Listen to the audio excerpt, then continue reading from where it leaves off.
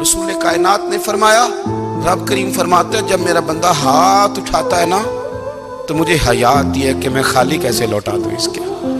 इतने बड़े बादशाह की बारगाह में, ओ भाई लोगों से इज्जतें तलाश करते हो तो वो क्या तुम्हें इज्जत देंगे? वो तो कल अच्छा कहते हैं परसों बुरा कहने लग जाते हैं।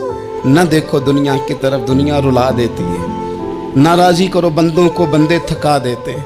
न पीछे भागो हर वक्त दुनियादारों के, ये इंसान को कमजोर कर देते हैं। वो तो करीम ही बड़ा है।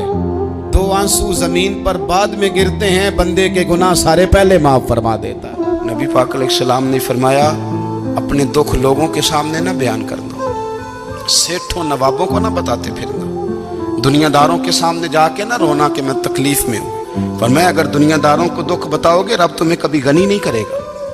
और लोग हैं कि उल्टा मजाक उड़ाएंगे। आपकी जिससे बड़ी पक्की यारी है ना, पक्की, वो तब तक पक्की है जब तक आपने 50,000 मांगा नहीं। और जिस वक्त आपने कह दिया कि मैं मजबूर हूं मेरी मदद कर, तो फिर खत्म हो गई दोस्ती। लोगों की ताल्लुकात आपके साथ तब तक हैं जब तक आप उनसे कोई जरूरत वाबस्ता नहीं करते।